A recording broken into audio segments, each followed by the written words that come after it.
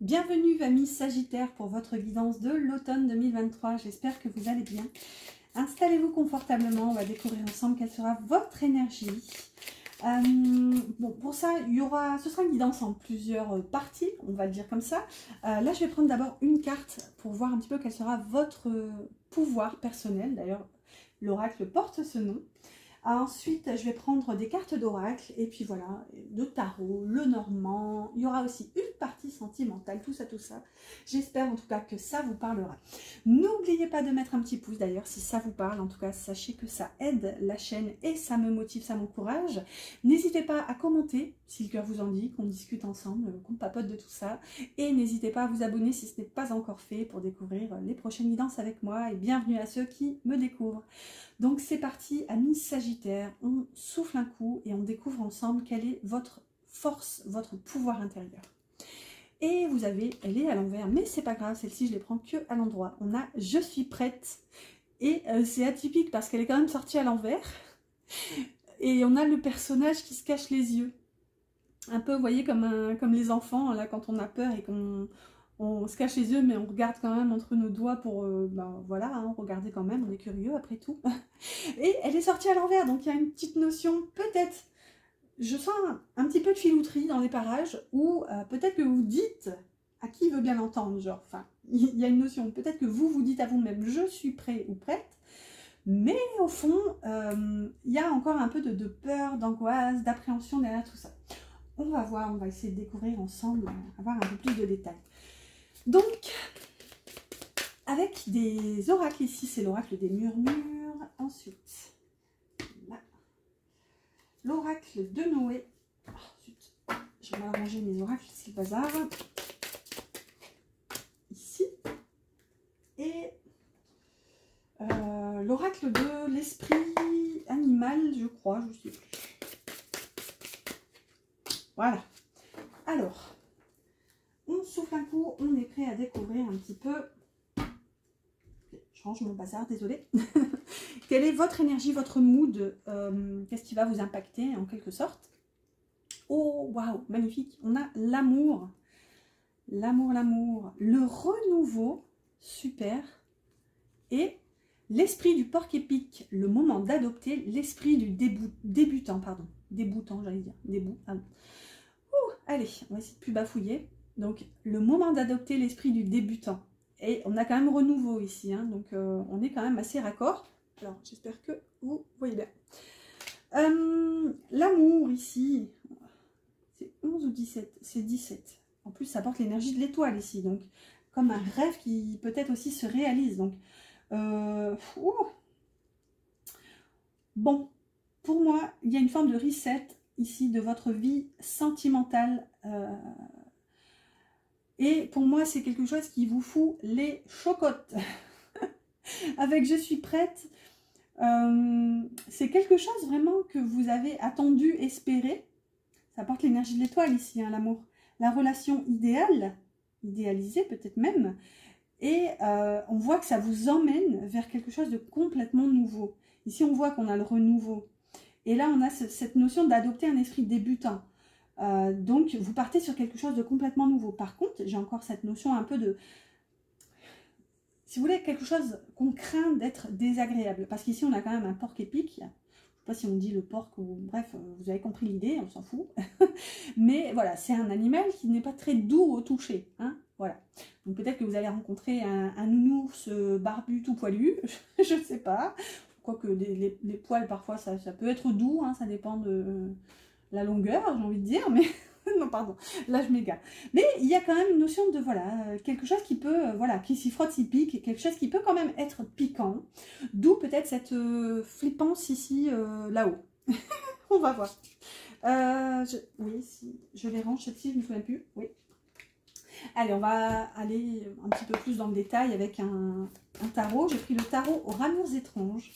Voilà, c'est un tarot assez automnal, dans des tons un peu... nature et hyper doux. Donc en haut on aura les pensées, en bas on aura le professionnel, à gauche le financier, à droite je l'ai appelé les autres. Écoutez, c'est une section, voilà, on va se laisser porter, mais ça parle de l'entourage. On verra si on aura des détails. Ça peut être familial, amical, professionnel. On verra. Oh, je n'ai pas regardé le dos. On a le jugement encore. Hein. C'est fou, vous êtes le 3e signe que je fais, parce que je commence toujours par le signe. Donc c'est le mois anniversaire, donc j'ai commencé par les balances. Et là, vous avez le jugement. Et c'est à chaque fois au dos, c'est un arcane majeur. Le jugement nous parle ici, je l'ai déjà eu d'ailleurs aussi, je crois que c'était pour les balances. Ça nous parle de renaissance ici. Il y a, vous aviez déjà la nouveauté, la nouvelle vision, et là vous avez le jugement. Donc, waouh! Il y a quelque chose qui se profile à l'horizon, hein, clairement. Alors, ok, je la prends. Bon, c'est là. Oh, merci. Là, je complète avec le Wild Vera. Donc, pareil, c'est un petit nœud normand qui est dans le ton un peu nature. J'aime beaucoup. Et ils vont bien ensemble, ces deux-là. Et on a l'ours au dos. C'était quoi déjà? Le jugement. Le jugement et l'ours. Donc, il y a quand même une notion d'assumer ici. Hein. L'ours, c'est l'autorité. C'est aussi la protection. C'est, voilà, le cadre, la structure, la force physique et mentale. Hein.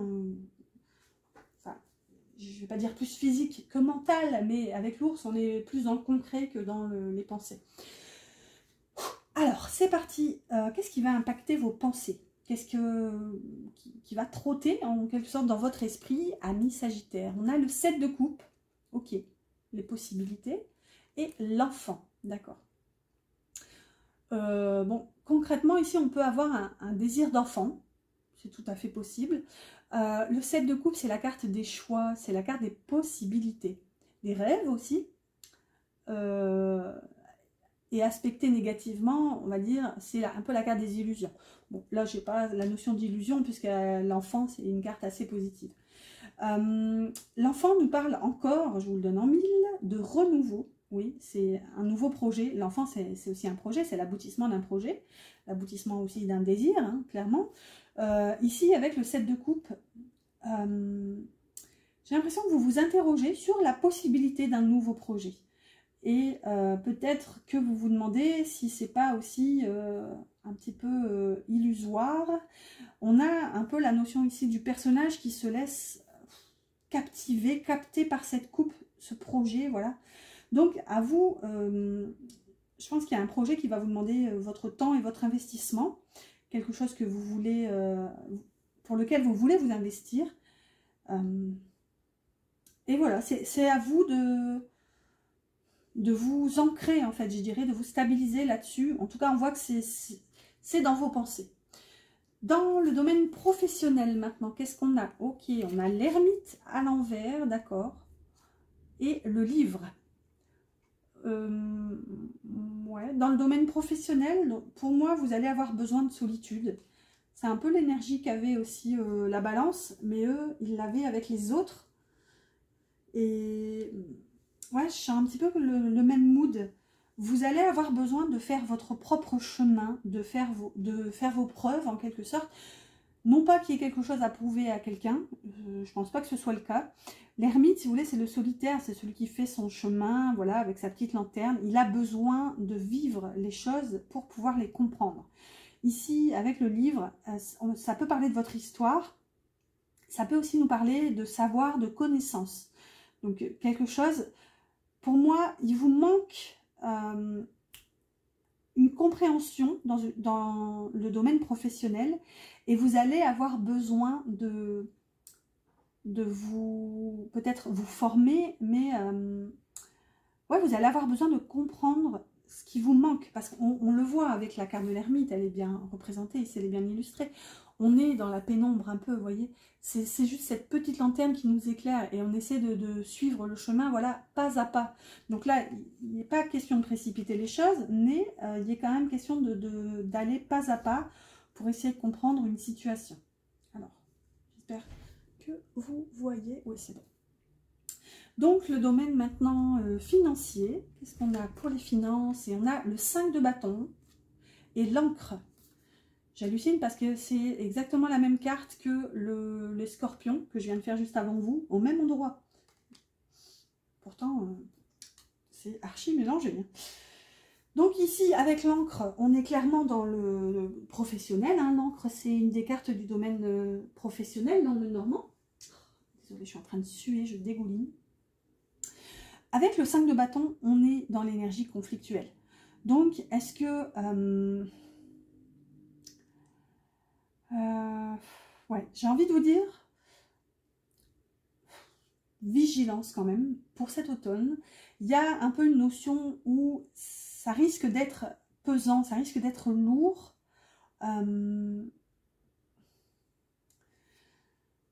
Peut-être même que on peut avoir une phase ici où vous allez essayer de demander une augmentation, de négocier votre salaire et je ne sais pas si ce sera accepté ou non, mais ici on a une notion de lutte un petit peu. Hein. Peut-être que vous allez lutter dans le travail pour faire valoir un petit peu vos droits. On voit qu'il y a une notion d'évolution. On a un personnage quand même qui est à nu ici et qui essaie de grimper sur les branches de l'arbre. Donc qui essaye aussi de faire fructifier un peu son patrimoine quand même. Donc ici peut-être que cet automne vous allez essayer de négocier. Il y aura de la lutte et c'est probablement... Il y a quand même une période de lourdeur. Ça risque d'être palpable quand même. Ça risque d'être un peu tendu. Ouais, ouais. Je reviens pas dessus. De toute façon, il n'y a trop rien d'autre à dire de plus. Mais voilà. Je sais que parfois, j'essaie de donner plusieurs notions. Mais là, bah, j'en ai donné plusieurs aussi. Mais voilà. Ensuite, je me frotte, je dégouline. On a pour les autres, voilà, j'essaie de me remettre les idées en place. Les autres pour cet automne, qu'est-ce qu'on a? Et on a le 9 de coupe inversé avec le jardin. Oh, ok. Bon, le fait qu'elle soit inversée me chiffonne un peu plus parce que le 9 de coupe, c'est une énergie magnifique. Hein. C'est une des plus belles cartes du tarot, c'est la carte des vœux. Voilà, des rêves, des vœux, voilà, on fait un vœu en général quand elle sort.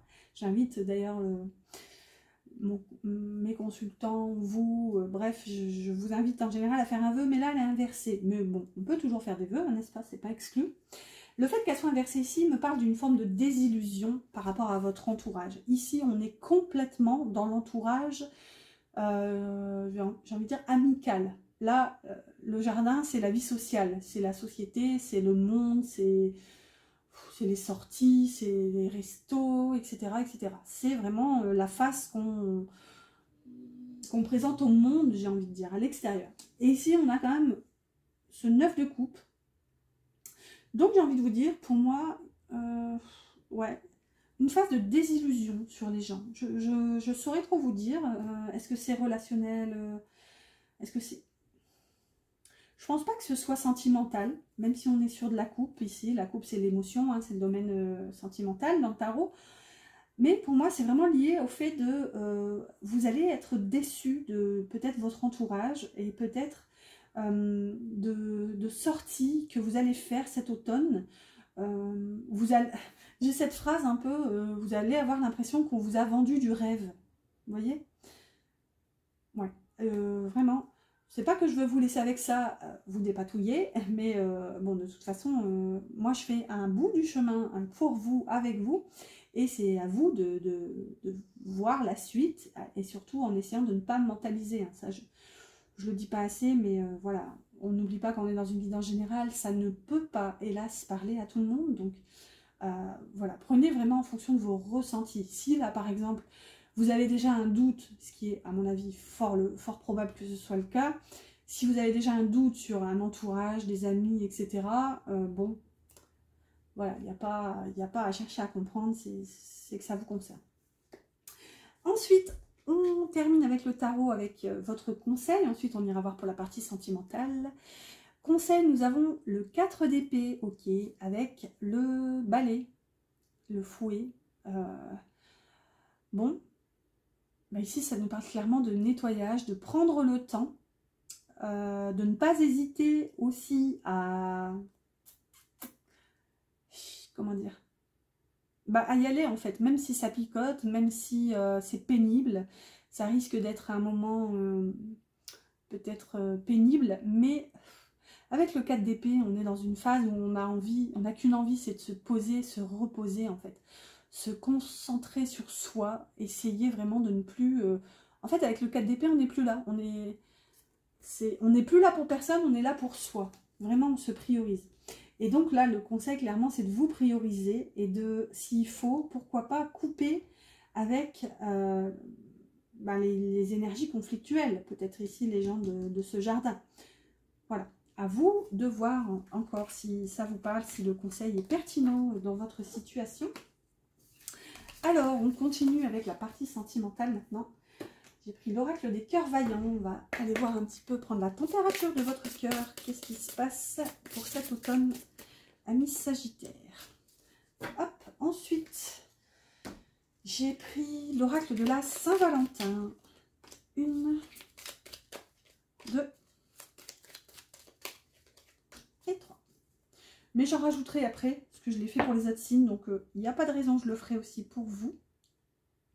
J'avais... il me manquait des infos, donc j'en avais rajouté 2 et une, un peu comme un entonnoir. Donc je les rajouterai aussi. Donc, la température un petit peu de votre mood sentimental, relationnel, votre cœur. Qu'est-ce qu'on a? Un cœur de feu. Waouh! Je suis maladroit et fougueux. Ça nous parle d'irréfléchi, enfin d'être irréfléchi et d'être sans concession. Alors ça, c'est atypique quand même. Bon. Déjà, on est quand même raccord, hein, parce que amis Sagittaire, signe de feu. Bon, ben voilà, vous avez un cœur de feu. Par contre, on est sur l'énergie de la papesse, quand même, avec le 2. Donc, est-ce que, justement, ça nous parle d'être maladroit et fougueux? Vous avez un cœur, pour moi, ce que je vois aussi avec le feu, c'est rempli de passion, un cœur qui brûle, de désir, d'envie, de passion. Mais peut-être que vous ne le dites pas. Il y a cette notion un peu avec l'énergie de la papesse. Hein. La papesse, c'est l'arcane des non-dits, des secrets... voilà, de tout ce qui est non révélé, etc. Donc, est-ce que ici, vous ressentez des choses, mais vous n'avez pas, je ne vais pas dire envie, c'est pas le mot, mais vous n'allez pas les révéler en quelque sorte. Ou alors, peut-être que cette énergie va vous aider à comprendre que vous avez tout à y gagner, entre guillemets, à vous exprimer. Alors, qu'est-ce qu'on a? L'arbre éternel qui nous parle d'ancêtres, de passé et de quelque chose qui dure longtemps. Ok. Au milieu, on a les lèvres. Donc vous, que vous soyez homme ou femme, ici c'est la consultante. Enfin, si vous êtes un homme, c'est probablement plutôt la personne de votre cœur. Donc, ok. Les lèvres. Donc vous êtes au centre, la priorité de votre vie. Hein, ça c'est cool. De votre vie sentimentale. Ici on a le travail. Ça nous parle d'obligation, de responsabilité et de dur labeur. Donc peut-être qu'il va se passer quelque chose au travail. Ça, voilà, pour le côté concret, on a quand même la carte du travail. Maintenant, peut-être qu'il y a aussi une forme de travail sur soi, un travail intérieur pour comprendre un peu...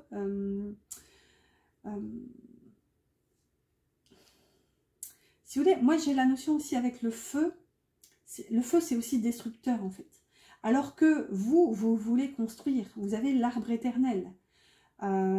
Vous voulez aussi vous nourrir de votre passé pour ne pas reproduire les mêmes erreurs dans le futur. J'ai un peu cette notion. Donc, il y a aussi une peur de mal faire ici, une peur de se tromper, une peur de tout faire partir en fumée. C'est un peu comme ça que je le vois. Le peu, c'est le peu. Moi, je vais y arriver. Le peu, ça marche aussi. Hein, si vous délivrez peu, voilà, c'est pas encourageant.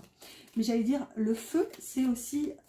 c'est purificateur, ça nettoie, mais c'est aussi, enfin, c'est destructeur en soi. Donc voilà, il y a une notion où pour moi, il y a un trop plein, mais vous allez avoir du mal à l'exprimer en fait.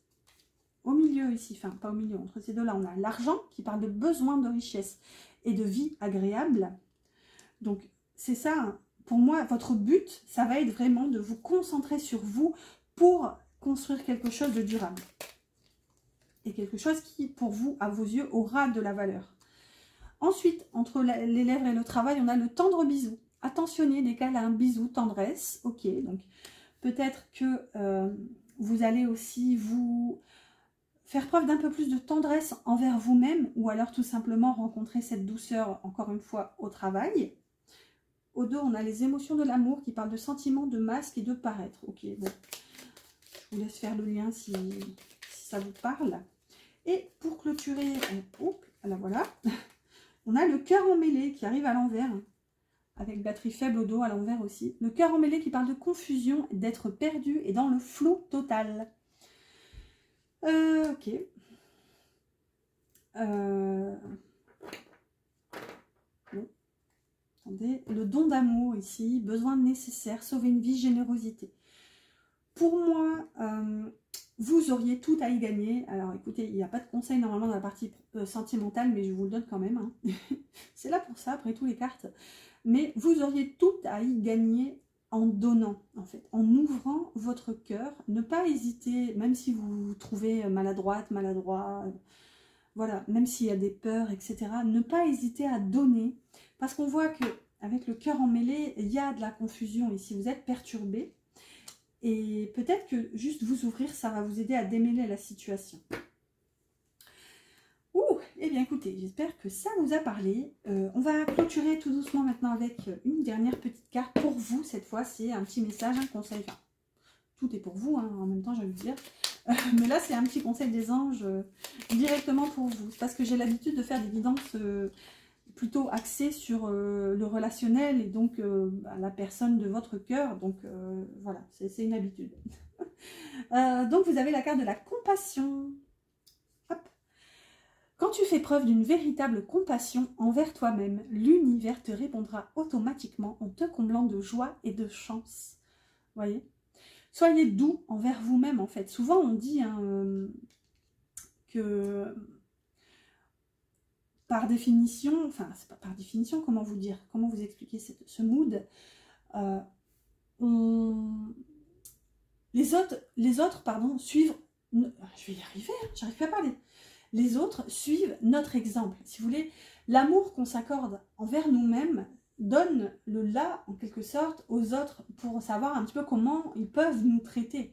Donc forcément, si on est tout le temps là, un peu à se déprécier, à se dévaloriser, à se manquer de respect, eh bien, indéniablement, étant donné que le monde est miroir et se reflète, enfin, c'est notre intériorité qui se reflète sur l'extérieur. Donc là, clairement, les guides, les anges, vous encouragent fortement à faire preuve de compassion envers vous-même, à vous aimer.